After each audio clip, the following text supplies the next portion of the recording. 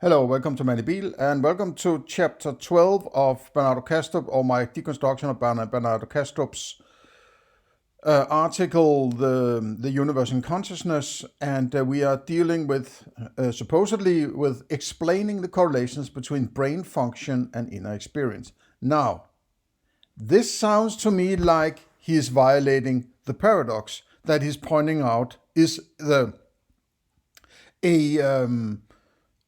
the death knell of materialism. I mean, inner experiences are the colors and sounds and so on, right? Yes, you have some abstractions, some ideas, some models, and you even have some emotions, feelings, and desires. But these are all there because of these experiences, right? And he calls this inner experience. Then inner experience is all of it, supposedly. We might get enlightened further down the line here, right? But what I'm trying to get to is all that he can refer to can only be a part of his inner experience then, right? When he talks of ripples, that's an inner experience. When he talks about mind, that's an inner experience. It's all inner experiences. You can imagine something outside. You can imagine in some kind of artificial, synthetic idea, or whatever you want to call it, that there is something beyond your experiences. But that in itself is an imagination that is a part of your experience, right? You are imagining it. Well, that imagination is a part of your experience. All of it is a part of your experience. No matter what you do, it's a part of your experience. Then brain function is a part of your experience, right? You have to understand this. All that you can talk about is a part of your inner experience. Nothing is beyond your inner experience. Everything, all of it, is your so-called inner experience. That's why I'm saying, well, what makes it inner then? Compared to what? You don't need the inner and the outer, right? You don't need to call it inner, which would imply some outer, right? Just call it experience. There is no inner about it. It's just your preconceived ideas of how it's supposed to be understood. It's just experience. And brain function is one of your interpretations.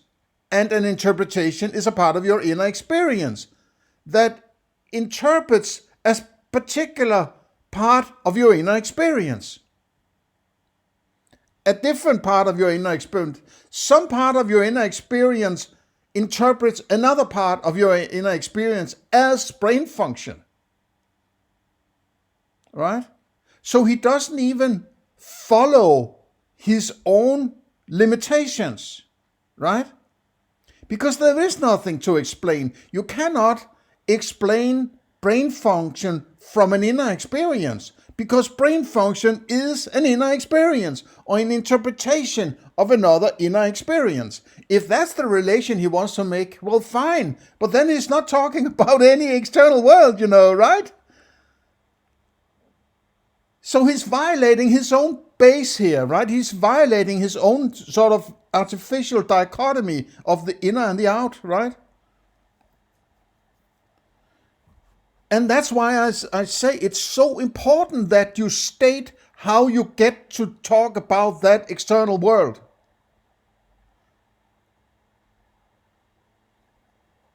Okay, let's take it. A principal argument for the mainstream physicalist position that the material brain somehow constitutes or generates consciousness. So now he's jumping back into strawmanning or steelmanning materialism. That's what I'm hearing, right? I don't like that approach. Somehow constitute to generate consciousness is the empirically undeniable correlation between measurable brain function and inner experience.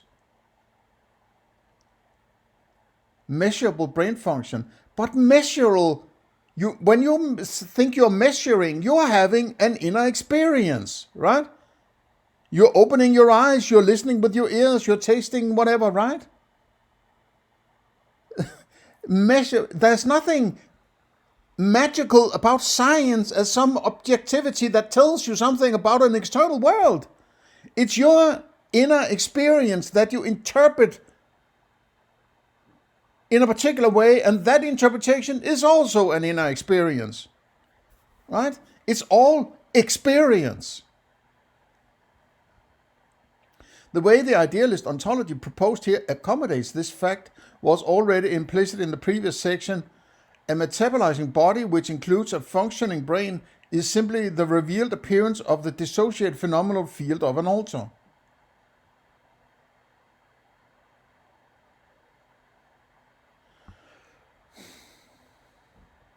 I've just come to think of this. Isn't there a problem, even if I was to go and accept his God mode description of these altars? If I pull out somebody's kidney, am I not violating his whole system? Because that can function without that kidney. Is there a small dissociation that is kidney? At what point does it? I'm a little confused about that. I don't want to go into it, but never mind. The former correlates with the latter simply because the former is what the latter looks like from across the. Oh yeah, so now he can sort of push back against anybody who say, yeah, I want to come here with my experiences. I want to bring on my experiences. And he says, no, this is just what it looks like. That it's not the real thing. I am supposedly describing the real thing, but you can't experience the real thing. You only have what it looks like, right? So shut the fuck up, you little peasant, and do what you're told, right? Pay attention to the big mind, right? You can't use your experience for this big thing I'm doing here. You have to be abstract. You have to live in your balloon and cut the tie to reality and float into metaphysics, right? Only the best of us authorities on metaphysics can do this. In a 2014 study of dissociation, Schlumpf, doctors performed functional brain scans on both DID patients and actors simulating DID. The scans of the actual patients displayed clear differences when compared to those of the actors, showing that dissociation has an identifiable intrinsic appearance. I don't believe any of this, right? You cannot tell me that I'm dissociated and then somebody can point to that dissociation. You cannot sit outside a dissociation. You cannot be dissociated from another dissociation and then say, now I'm measuring that dissociation, because you're dissociated from it. It's just you wanting to believe what you're seeing is that, right? You just convince yourself that you're looking at a dissociation somehow, but you're dissociated from it, man, right? Come on.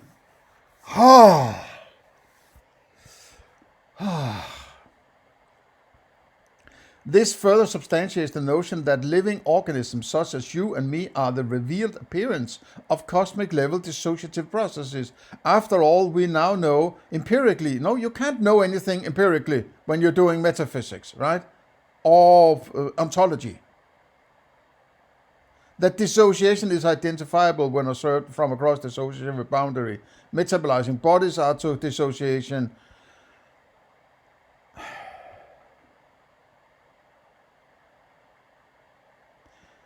I don't know how to go. He's already. It's like how I feel about this at this point, right? I'm seeing him leaving in his metaphysical balloon there, right? Cutting the ties. I'm still standing grounded on earth, trying to make sure that I'm referring to something that I can experience, right?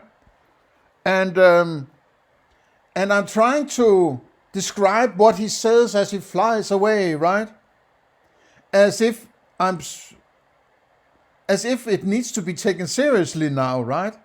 I have pointed out so many shortcomings in his thing here that I'm like, I don't need to do any further, right? It doesn't matter what he's saying now, from now on. It doesn't function because there's some dysfunctional leaps in the beginning that basically makes whatever he can come up with further down the line invalid or useless or untrustworthy, because it's based on some foundations that are not sufficiently rigid, in my opinion, right? So, and this one is going to be a tough one, right? Let's listen to this. Let me elaborate further on this important point. For any given alter A1 of cosmic consciousness, it is the phenomenal contents surrounding A1 that cause its perception of the world around it. Dissociated phenomenal contents corresponding to another alter A2 can be part of the phenomenal environment surrounding A1. As such, the inner experience of A2 can also indirectly stimulate A1's boundary by impinging on their shared phenomenal environment, and thereby cause A1's perception of A2. This is what gives A1 access to the revealed appearance of the inner experience of A2 in the form of A2's materializing body. So it's like, this is just a story he's telling you, right? He keeps it, let's say, sufficiently abstract so that you are so far away from an everyday experience that it could possibly slip under the door and be accepted by somebody, right? But he's basically let go of his balloon and is floating into outer space of, philosophy, right? Where he can go and talk, say whatever he wants, because there's no way of go. And of course he attempts to bring in science and cherry pick some scientific papers here, there, that might allude and point in the direction of, and so on, right? So that if you like, I am very critical about this, he'll say, yeah, but the science, right? Trust the science, right? You can't speak against the science, right? But while not, realizing that these are just expressions, potentially, of somebody's experience, right? But these expressions are, to me, just sounds or colors or tastes, right? So in that basic sense, I would have to accept that now I need, rather than doing my own philosophy, I would rather do my own philosophy that clarifies how I'm supposed to understand my colors and my sounds and so on, and then start listening to my sounds or looking at my colors in order to let them explain how to understand my colors and sounds, right? You see, that's a circular argument. The philosophy has to come from inside. You cannot let your experiences tell you how you're supposed to understand your experiences, right? That's the violation of Descartes' ground floor, right? I think, therefore I am, right? There's no external world in that statement. I think, therefore I am, right? I am thinking about this experience that has no given explanation or understanding, right? So I then cannot just stop and say, okay, now I'm going to listen to that experience and let it tell me how to understand it. That's what Descartes is telling you, right? And then he says, yeah, but you should listen to me. I have some stories, and I left in my balloon here, and I'm, all sorts of shit going on out there, right? Basically, Descartes told you shouldn't do that. You shouldn't listen to your experience and let that tell you, or what you have heard in the, prior, in your youth and your childhood and whatever, that is sort of memorized and internalized into that awareness that has given you some kind of preconceived notion of how it's supposed to be understood. That is also invalid philosophy. Nothing is given, and letting your sounds and tastes and colors decide to you how to understand your sounds and tastes and colors is an invalid philosophy. He's appealing to an invalid understanding of philosophy. I'm here to tell you, think for yourself, man, before you start to listen to me, right? And that me sitting here and talking philosophically and in any fashion, by any standard, right, implies that I've done some philosophy. I have decided to do various stuff. It implies it. You cannot. It's sort of correlation, potentially from your point of view, right? If you are out there listening to me, if I'm not just having these demonic, brain in a vat kind of thing, right? But it's my decision. It's my decision based on my thinking, right? What philosophers do, or should do in my opinion, is maybe not exactly wipe the board clean, but you cannot have any preconceived ideas. And that's the Cartesian exercise, right? How did I get to this? Does it follow from my experience? No, I get rid of it, right?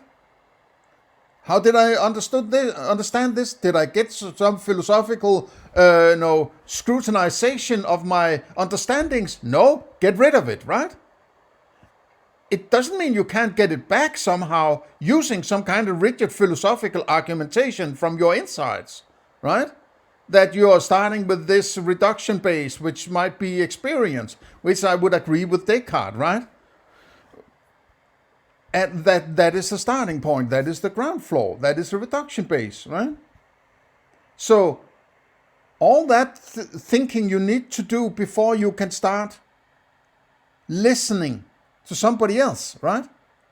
There is some implied, and I'm working from an axiom that what I experience is a representation of an outside, and then when I am talking, the experience I have is not that which is received on the outside. It's something different, right? Or that outside there's something going on. But my axiom is that when I do this, I expect that to some, strange way that I don't understand, that they are receiving the same kind of experience of that I'm having, that I can understand and refer to experiences that are similar in that other individual out there, right? These are all axioms I'm working from. But I am stating them as axioms, as something I am working from, right? So I keep the eye and the awareness focused on what I'm doing. I'm not letting somebody else tell me how I should do it, right?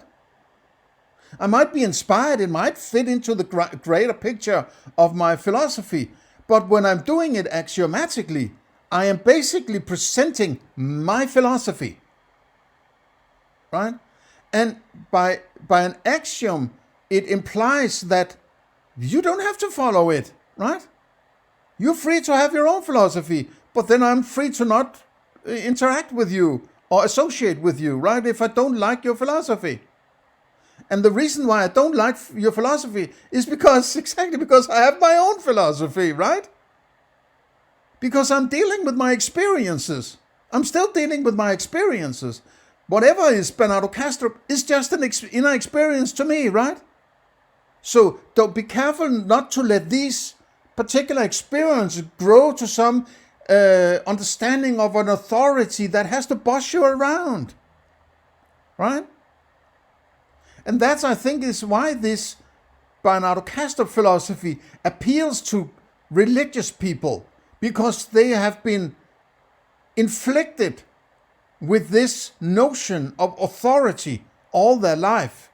And this big mind out there just falls into their lap like, the orange in the turban of Aladdin, or, it just Everything seems to come together in science and woo-woo shit and everything. And the big mind out there that is bigger than you, and you're just an insignificant little piece of shit that has to obey your authorities, right? It just, everything falls in line, and you don't have to go back to mommy and daddy and say, you're crazy, right? There have been made some very interesting psychological, exercise. What's it called? Not exercise. Experiments where people are so afraid of being outside the group that they're willing to pretend that 2 plus 2 is 5, right? If everybody else says 2 plus 2 is 5, most people that are sort of, what the hell's going on here, will start to say, yeah, of course 2 plus 2 is 5. Out of fear of being outside the group, right? A very, very, very few people who have the balls to be outside the group, right?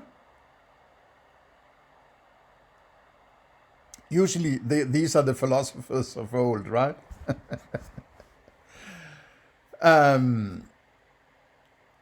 So what most people are looking for in philosophy is some way to justify whatever bullshit they're already believing in order to be a part of the group, right? And that might be all sorts of weird groups, right? Family or government or religion or workplace environment, whatever group it is, right? Down in the aquarium club or whatever, right? Everybody falls in line. And that's why you can't have psychopaths running around, because they will start to take advantage of this weird phenomenon that people are afraid of being outside the group, right? Okay, so I'm sort of lost track of this here, right? I'll have to get to the next one. Let's see what it says in this overview here. A metabolizing body is the revealed appearance of an also dissociated phenomenal field. I have no patience with this, right? What is that figure doing there? What is that? Is that a thought? Well, what the hell is it, man? He's like sitting there in his God throne, looking down upon his own imagination, right? It's crazy. It is crazy. Okay?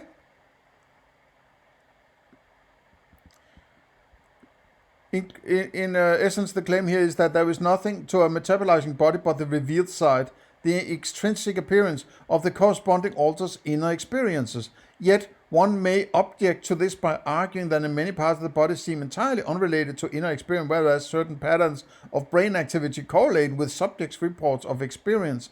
A lot seems to go on in the brain that subjects have no introspective access to.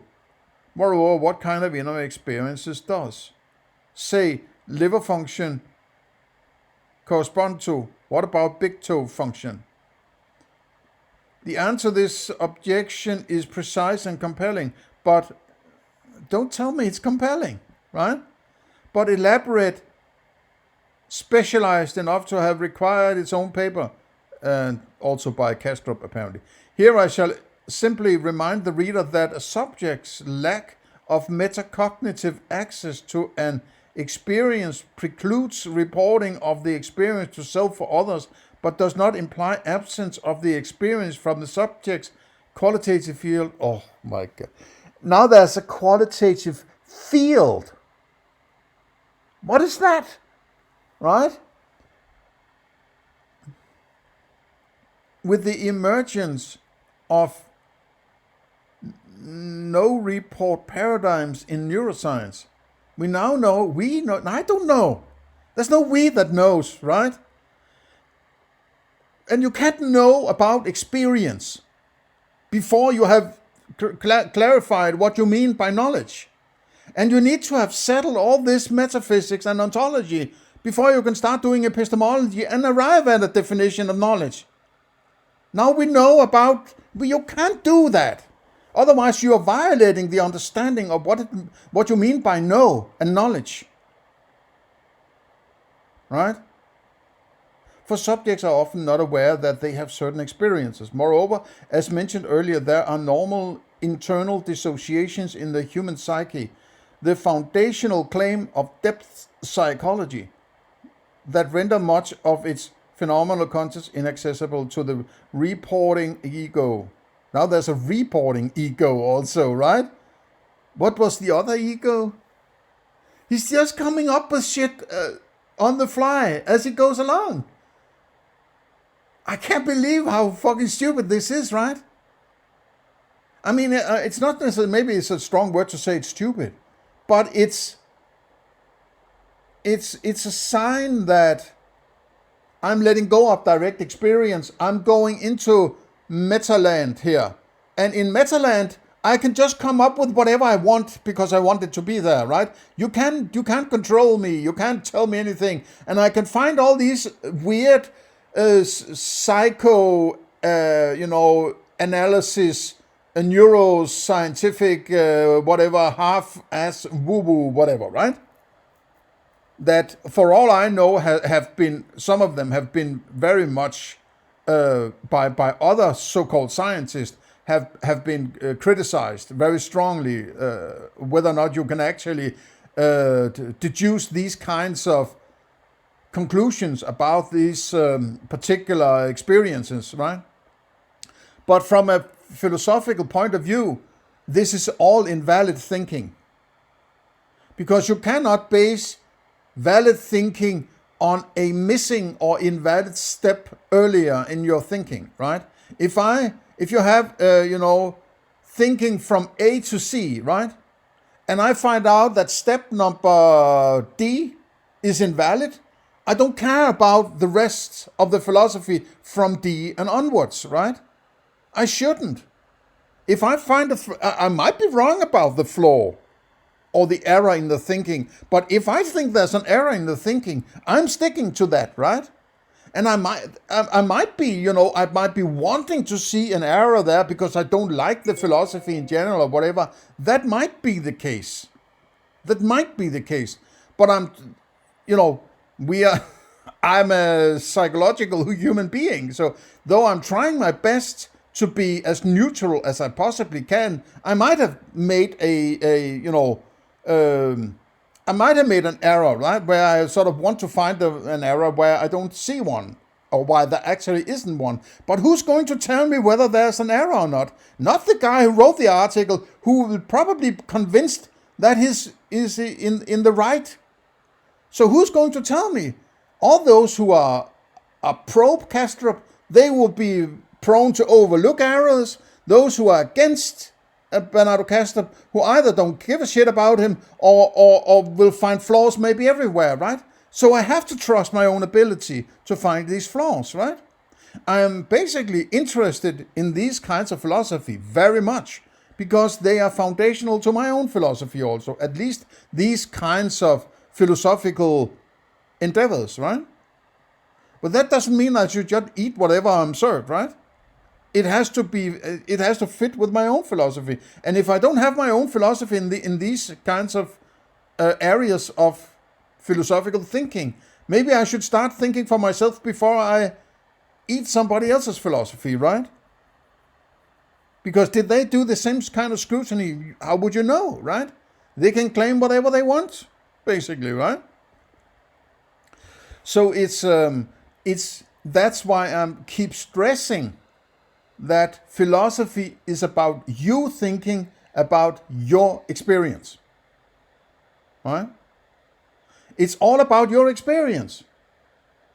Somebody else is just a part of your experience, right? What else could it be? How would you have access to it? If it was outside your experience and you didn't have an experience you were classifying as a representation of that outside, you wouldn't have anything to go with, right? So you're classifying your experiences as some kind of representations of an outside. Potentially, possibly, right? If you're listening to me, it would be possible, at least, right? If you're pure solipsist, you wouldn't listen anyway, I suppose. Um, but it still means that you can't let these experiences you have tell you how they should be understood. That is purely up to you, right? That's why I keep stressing, have your own philosophy. Take inspiration, sure. Take inspiration of the philosophy, not the conclusions, right? Not the descriptions, not the this is how it is kind of. It's the glue that binds together one conclusion with another conclusion and so on. That's the philosophy that is between the conclusions. That's what you need. Otherwise, you're just bringing in somebody else's conclusion without scrutinizing, potentially at least, how they got there. That's purely up to you to make sure that you do it right. Right? Here I should simply remind the reader that a subject's lack of... Oh, we have done that already. Moreover, as mentioned earlier, there are normal internal dissociations in the human psyche, the foundational claim of depth psychology that render much of its phenomenal conscious inaccessible to the reporting ego. I also read that. Okay, so the hypothesis I am positing here, you're not proposing anymore. Now you're positing. What's the difference between positing and proposing? Here is not defeated by the objection. All bodily metabolism, yes, even liver and toe function, can still correspond to concealed phenomenal contents, even though these contents may not be introspectively accessible. Okay, I think I can manage part 13 also. Part 13, explaining our shared world. Our shared world, right? Oh, we are in this collective. It's a collectivism, right? It's not my philosophy. It is our philosophy, right? I'm just telling you how it is. This is our. You don't have to think for yourself. Just accept what I'm telling you. He's not appealing to you thinking for yourself and be fucking critical. No. It's our world. So shut the fuck up, because I'm come up with the solution for everybody. Right? The final explanatory burden that needs to be addressed is the undeniable empirical fact. Why do you need... You cannot appeal to empirical facts when you're doing ontology and metaphysics, you fucking moron, man, right?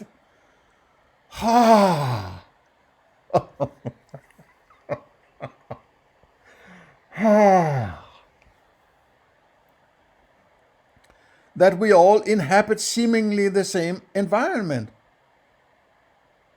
What is that? Is that the surface of Earth or what?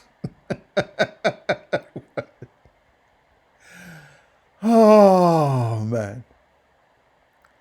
And that the laws that govern the dynamics of this environment operate independently of our personal volition.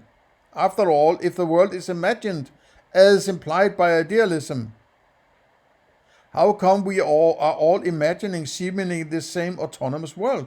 But who says we are imagining something the same? We might imagine something completely arbitrarily different. We just call it the same, right? When I have an experience of red, I'm calling it red.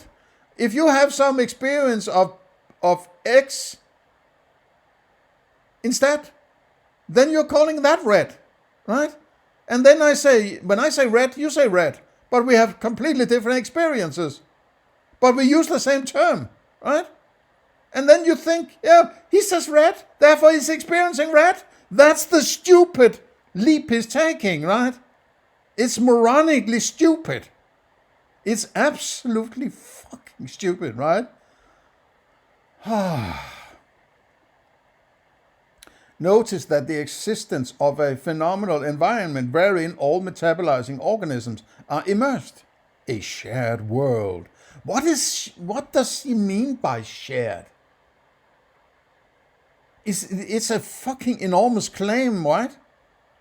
He's talking about an external world he doesn't have access to, and there's a we.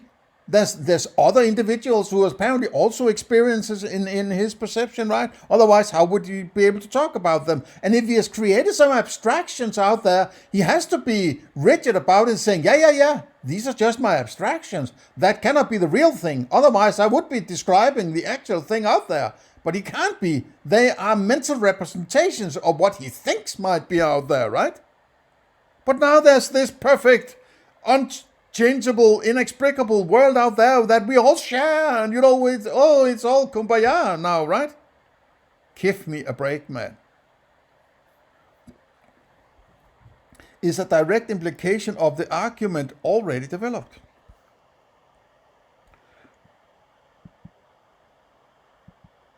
To bring this out, we simply need to extend figure 3 to multiple altars as illustrated in figure 5.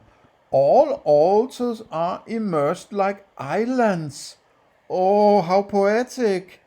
Oh, we are all little islands in a single ocean. Oh, yes, I can imagine. I'm sitting there on my islands and talking to another person on another island. Oh, it's so beautiful, right? So he's using metaphors to inflict his ideas, his abstractions, right? Metaphors are fucking dangerous. Be careful when people are using a lot of metaphors. They want to trick you, possibly, right? If they haven't gotten a very strict philosophical description first, that they have an idea that you might have trouble understanding, then they might bring in a metaphor to say, well, what I'm trying to describe, I can try to do with this metaphor. Do you get it now? Okay, let's get back to my actual philosophy and then try to understand that with the lever of a metaphor over here. But when you just start to create metaphors out of the blue and then stick to them, it's manipulation, right? It is close to manipulation, I would think. I don't think he thinks he's manipulating, but he's so far up his own ass when it comes to this philosophy here that he has lost control with what he's doing, in my opinion, right? And that's because he has left reality, and he's floating around in his subjectivity of the vacuum of formulas and whatever, right? Equations, and living in there rather than being in the real world, as apparently is very painful for him, right? So he wants to escape to this fairy tale wonderland of interpersonal subjectivity, whatever ocean of shit, right? Oh. Thoughts that constitute the concealed side of the inanimate cosmos. These thoughts surround all altars and cause their mutually consistent perceptions by impinging on their respective dissociative boundaries, right? Little balls, and then there are thoughts outside the balls that sort of impinge, and on the inner side of the ball there's weird colors. It's out there, it's trying to talk to you. It's inflicting. You have to pay attention. It's trying to tell you something, and you have to decipher it, right? Your little experience is just a coded message of the important message, and you have to make sure you decode it correctly, sorry, right? So the experience itself is not important. It's the actual meaning of the experience that is important, because that's what is supposed to be out there, these thoughts out there, right? That is not clarified what the hell is going on, right? He's just saying, I have thoughts in here, and in order to avoid dualism, I'm saying there are thoughts also out there. And with this intermediary of perception, you can get an idea of what thoughts are out there, right?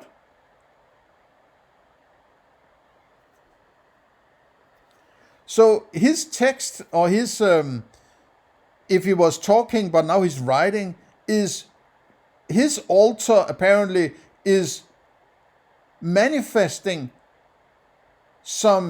it is impinging, his ball is impinging on the outer thoughts, and the outer thoughts apparently travel around to all of the world to make sure that all the other altars can be impinged by Bernardo Kastrup bubble and turned into colors and sounds and tastes that I then have to pay attention to in order to understand what is going on out there.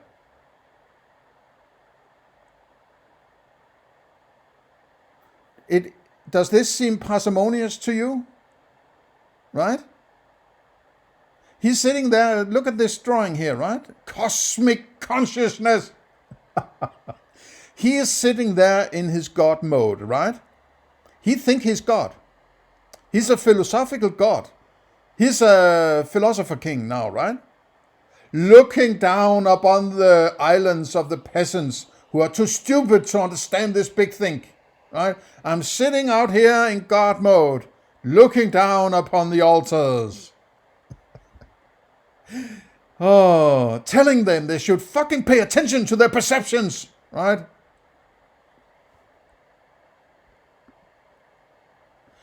And since the volition of an altar is a phenomenal content also dissociated from the rest of cosmic consciousness, it follows that altars cannot change the laws of nature from what is nature?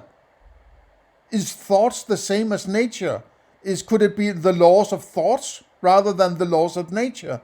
All these terms that all of them have preconceived ideas before Bernardo Kastrup started writing and talking, right? He's bringing them in left and right and mixing it all up to this gumbo of philosophy, right? I don't buy that. That lack of rigidity in use of terms is a telltale sign that he doesn't care about it, right? It's a sign of weakness, philosophical weakness, in my opinion. Altars are immersed in a common phenomenal environment. Now it's an environment also, right? I think he's actually used that before. It's thought, it's phenomenal environment, it's a cosmos, it's a nature, all these terms, man. It doesn't sound parsimonious, if it ever did, right?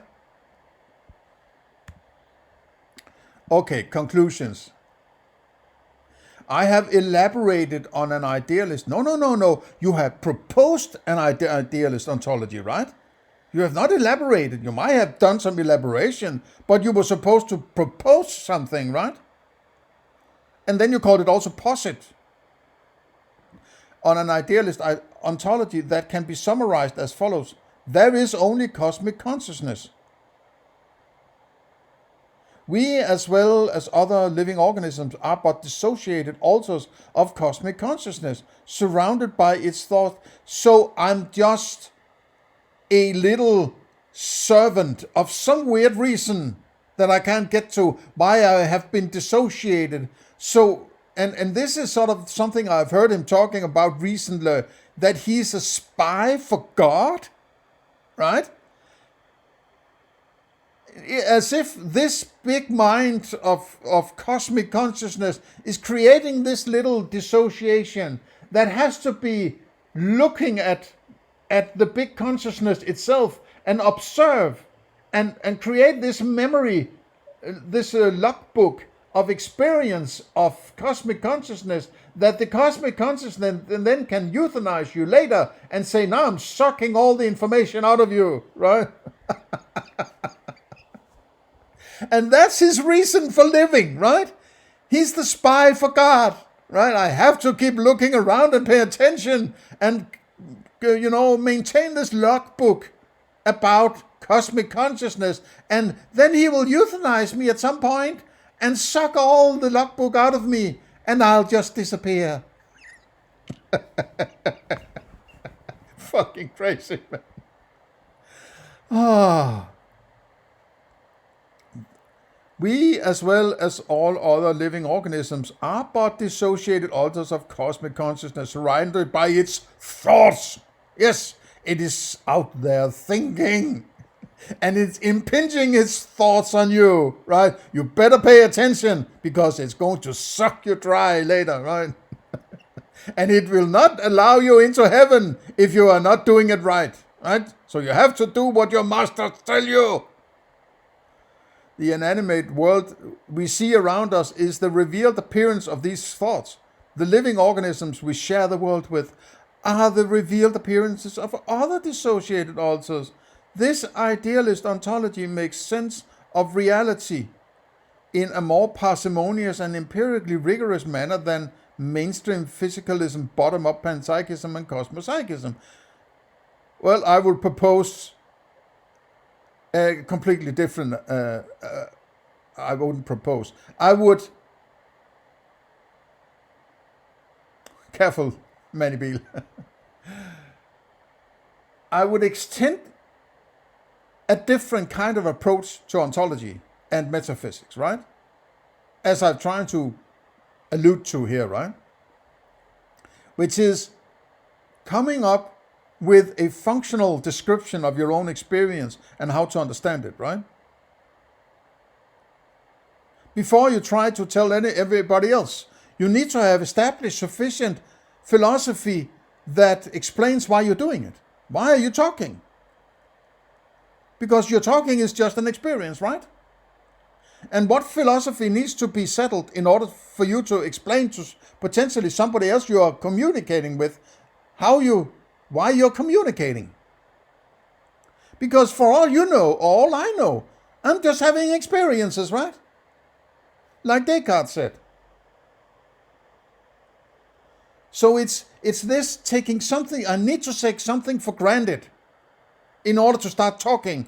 Well, who said you need to talk, right? Who said you need to have an external world, right? How do you approach these steps? There's nothing that is given to you, right? That's the challenge. This idealist ontology makes sense of reality. What reality? Is that the perception now, right? Because that's my reality. Or at least what enables me to talk about on reality, right? It's based on my experiences. So, are you making sense of perception because you're saying that perception is just the tool you need in order to describe that external world in these abstractions? So you're not talking about reality, are you? You're talking of beyond reality. For all I care here, right? In a more parsimonious and empirically rigorous manner. No, you're not bringing empiricism into your metaphysics, right? It's a foundational violation of the understanding of what you're doing. You're basically saying, I don't know what the fuck I'm doing here, right? By bringing in empiricism into metaphysics or ontology. It's completely stupid, right? Rigorous manner than mainstream physicalism, bottom-up panpsychism, cosmopsychism. It also offers more explanatory power. What are you explaining? Are you explaining tomatoes? Are you explaining bicycles? Right? You actually aren't. You're making something that could potentially work as an abstract correlation that you came up with as some kind of mapping of what might be going on before the bicycle, right? But I didn't need your ideas of cosmic consciousness in order to ride my bicycle. I've been riding my bicycle for more than 50 years now, right? And it's still the same old fucking bicycle when I go out and look at it, as it was before I read Bernardo Kastrup, right? So you're not explaining anything. What are you explaining? Are you explaining the wheels? Or how I'm supposed to ride the bicycle? Or what the hell are you explaining? You're actually not explaining anything. You're just coming up with a story for that realm you seem to be forcing yourself to accept must be there. You're filling in a blank hole I would say you should leave alone. And you're saying, now I'm explaining shit. You aren't. You're just filling out a hole you cannot fill out using your imagination with imaginations. That's all I'm hearing, right? This idealist ontology makes sense of reality in a more parsimonious empirical... It also offers more explanatory power than these three alternatives. Yeah, but are there other alternatives than these three? Or are these just the ones that are most easy to shoot down and use as sort of a sophist lever to make it more reasonable to accept yours? In that it does not fall prey to the hard problem of consciousness, the combination problem, or the decombination problem respectively. Okay, so then there are all these references that you can go read. Now, one thing I might want to point out, if this was philosophy, there wouldn't be any references. Because my thinking about my experience cannot be referenced, right? References is the same as saying, I have listened to my experience in order to let my experience explain my experience. Right? That's what it is. I'm letting my experience tell me how to get to an explanation of my experience. And now I'm going to elaborate on that clarification. Well, he's basically saying that he's using a circular argument. References is an appeal to a circular argument. Right? Look how many circular arguments there are, right? It's never ending. And all the reading he must have been doing in order to come up with this bullshit, right? All the time he has wasted looking into circular arguments, right? Creating circular arguments. It's just bullshit. Useless. Completely useless. It's still my same old bicycle. It's still my same MacBook, right? The coffee is still the same. Yeah, slightly variations on the same concept, right? I still have to go to the grocery store. I still have to brush my teeth. I still have to go to bed or clean my house and so on. There's nothing different. Otherwise, except that now, if you're falling prey to this weird fucking philosophy, you are now engulfed in some inaccessible, inexperiential, outside thinking that has created you and might kill you at any moment, right? Is it there to make you, oh man, I feel good now, right? Oh yes. Or is it something that would create an anxiety or actually tap into an already existing anxiety in you that explains the anxiety so you're more comfortable with the same old anxiety you've been having since this was inflicted on you in your childhood, right? So he's taking advantage of your child abuse rather than helping you think for yourself, right? Thank you for listening in. I hope you enjoyed, and thank you for coming this far. Thank you to the new listeners for subbing, and I hope you stay and have a good time. Let me know how you think, what you think, and so on. I might do an additional, maybe, I'm not sure yet, but I might be a follow-up video on this one, right? And maybe also doing something about the comments you have left and, reflect on those comments, right? But otherwise, please share, like, and subscribe. Consider a donation for the hard work I'm doing. There are Subscribe Star and Patreon links below. There's also on the board, if you join the board, there are crypto links where you can send cryptos to me if you want to support my work here, right? And otherwise, have a nice day. See you in the next one.